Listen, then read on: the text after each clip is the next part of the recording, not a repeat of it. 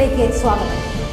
മതസാമൂഹിക ജീവകാരുണ്യ രാഷ്ട്രീയ മേഖലയിൽ തന്റേതായ കയ്യൊപ്പ് ചാർത്തി അകാലത്തിൽ വിട പറഞ്ഞ അബുദാബി KMCC നേതാവായിരുന്ന മർഹൂം കണ്ടാത്ത് മുഹമ്മദ് കുട്ടിയുടെ ഒന്നാം ഓർമ്മദിനത്തിൽ അനുസ്മരണവും പ്രാർത്ഥനാ സദസ്സും സംഘടിപ്പിച്ചു. പ്രാർത്ഥനയ്ക്ക് ജാവേദ് ഉസ്താദ് നേതൃത്വം നൽകി.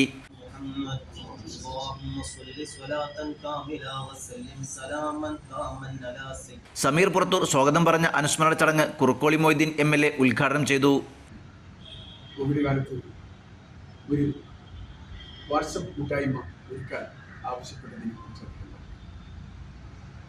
മുമ്പ് സാഹിബിനെ കൂടുതൽ ചെറിയ പരിചയം ഉണ്ടെന്ന് വെച്ചാൽ കൂടുതൽ അടുത്ത് ബന്ധപ്പെടാൻ അവസരം ഉണ്ടായിട്ടില്ല. എങ്കിലും കാഴ്ചയിലും പെരുമാറ്റത്തിലും വളരെ മാന്യമായി ഇടപെടുന്ന ഒരു വ്യക്തിത്വം എന്ന് ബോധ്യപ്പെടാൻ കൂടുതൽ ബന്ധങ്ങൾ ആവശ്യമില്ല. ഞാൻ ഇബ്രാഹിം ഹാജി കൂടിയാണ് മരിച്ച വിവരം പറഞ്ഞത്. അതിനുശേഷം മരണം കേട്ടത് വിളിച്ചു പറഞ്ഞതും ഞങ്ങൾ ഒരുമിച്ചാണ് പോയത്. ഞാനിപ്പോൾ നോക്കുകയാണ്.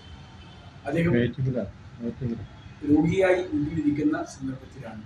ചടങ്ങിന് അബുദാബി ഫ്രണ്ട്സ് KMCC ചെയർമാനും തൃശൂർ ജില്ലാ മുസ്ലിം ലീഗ് സെക്രട്ടറിയുമായ KK ഹംസക്കുട്ടി അധ്യക്ഷത വഹിച്ചു. ചുരുങ്ങിയ കാലം കൊണ്ട് തന്നെ തന്റെ സംഘാടക മികവ് അദ്ദേഹത്തിന്റെ ജീവകാരുണ്യ പ്രവർത്തനത്തിൽ നിഴലിച്ചിരുന്നു. പാവപ്പെട്ടവരെ കണ്ടെത്തി പ്രത്യേകിച്ച് പ്രവാസം നിർത്തി നാട്ടിൽ സ്ഥിരതാമസമാക്കിയ പ്രവാസികളെ സഹായിക്കുന്നതിൽ മുഹമ്മദ് കുട്ടി പ്രത്യേകം ശ്രദ്ധ ചെലുത്തിയിരുന്നു.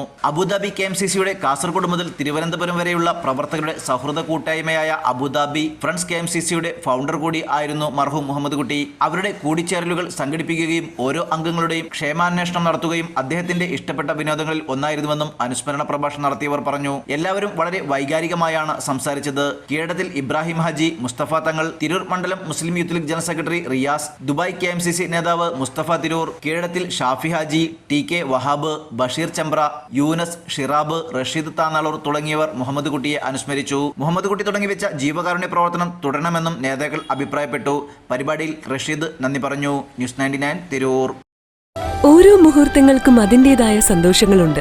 അതിൽ ചിലത് ഒരിക്കലും മറക്കാൻ പറ്റാത്തതും. Azad Gold and Diamonds, Thazhepalam, Tirur.